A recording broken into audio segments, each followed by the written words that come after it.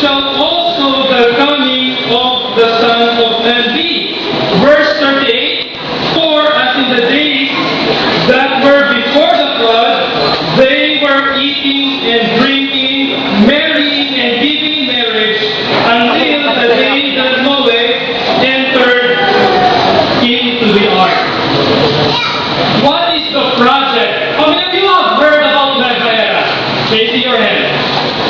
May I know who among you have visited Nueva Era? Praise the Lord. How do you like the place? Wonderful. Brothers and sisters, in Nueva Era, we're building another ark. Amen? We are in the time. Our time is just like the time of Noah, right? When it is his time to prepare the people for salvation. What did he build? The surroundings. Meron po ba kayo nakikita mga kapatid na maraming mga tao nagsasuffer? Or maybe some of us are also suffering. This Christ also in the work of purifying His church. The work of health reform is the Lord's means for us to see this beautiful morning. Here are top 10 lifestyle diseases. You look at this list, maybe ang ating pong mga mahal sa buhay na napapasok dito po sa kategory nito. Or maybe yung ating kapitbahay kabilang po sa kategory nito. Or maybe tayo mismo kabilang po sa kategory nito, mga kapatid na nakikinig po sa top 10 na listahan ng lifestyle diseases. Nakikinig po natin ang mga kapatid. Alzheimer's disease, arteriosclerosis, cancer, chronic liver disease, cirrhosis, chronic obstructive pulmonary disease, diabetes, heart disease, nephritis, sakit po sa kidney, stroke, and arthritis.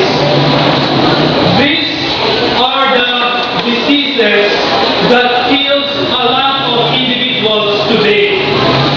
A lot of people are suffering because of these diseases. Does God have a program in order to lessen the suffering of the people? Ano po yung binasa natin kanina mga kapatid sa welfare ministry? What is the means to lessen the suffering? It's the health reform. Kanina nag-share si Mama Lorna about his restaurant, a vegan restaurant. It's part of the Three Angels messages. Mga kapatid, you know, ang pinapalaman po sa ating iglesia, the program of our church is complete. Can I hear an amen? Mga kapatid, the program of our church is complete for the salvation of many individuals. What do you see in the pictures? Mga kapatid, meron po dyan may cancer. Meron po dyan mga kapatid, may pulmonary disease. Meron po tayo kasama dyan mga kapatid, meron liver disease. Meron tayo nakita mga kapatid na individual may sakit sa puso. Very prevalent. In fact, mga kapatid, yung mga nakikita po natin tayo, hindi po ito paambon-ambon na cases. Hindi po ito malakas na ulan. Or we should ever remember that the object of medical missionary work is to point sin-sick men and women to the land of Calvary. Ano po ang mapapagaling ng ating Panginoong Jesucristo? Kaya niyang pagalingin ang ating pong physical na karamdaman. At the same time, mga kapatid, siya lamang po ang tanging solusyon para pagalingin po tayo sa ating makasalanan spiritual na kalagayan. Praise the Lord, we have a solution only in Jesus Christ. Amen? We should point sin-sick men and women to the man of Calvary who taketh away the sin of the world. In this quotation, mga kapatid, ang sabi ko, there were many who needed to be educated in regard to healthful living. And that is very true. Mga kapatid, marami talaga na kinakailangan mabigyan ng education kung paano mamumuhay ng banso at hindi po tayo magkakasakit. At paano po paraan? A place must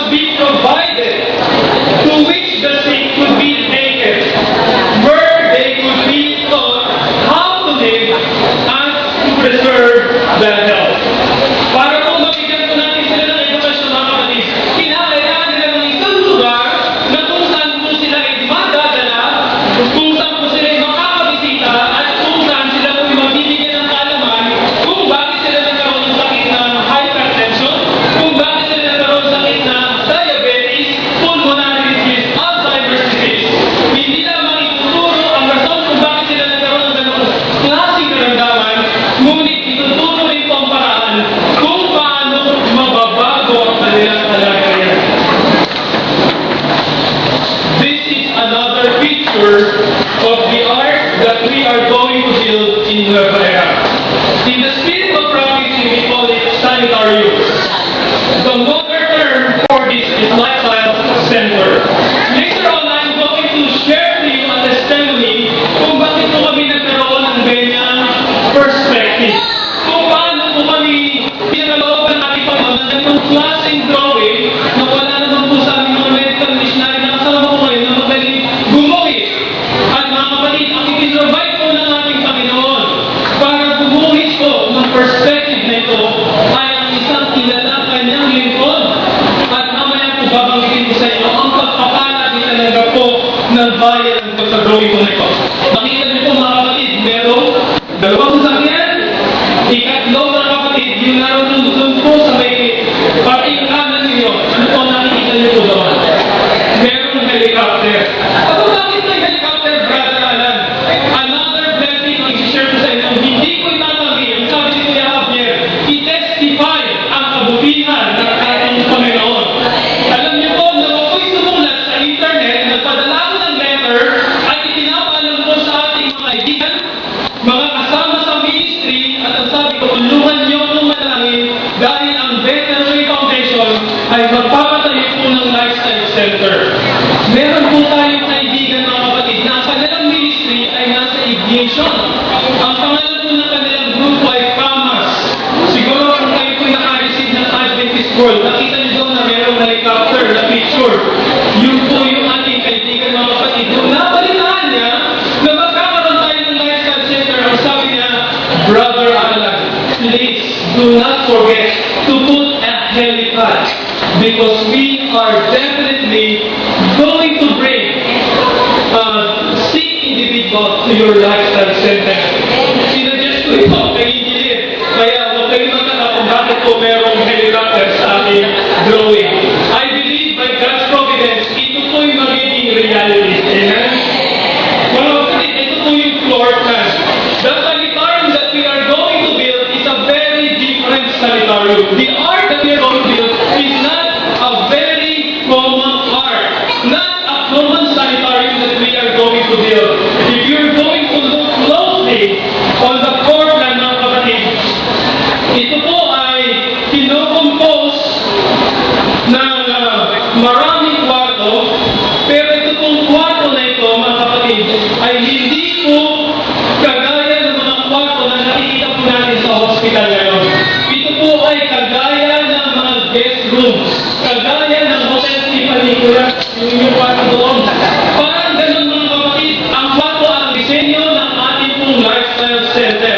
At ang paligid ko nito mga kapatid, mapagamit ko tayo sa ating Panginoon. Sa anumang paraan mga kapatid kami tinatawagan ng ating Panginoon, I am allowing the Holy Spirit to speak on you right now. Let's finish the Lord's word. Let's help in hastening the coming of our Lord Jesus Christ. This is my prayer, and God bless us all.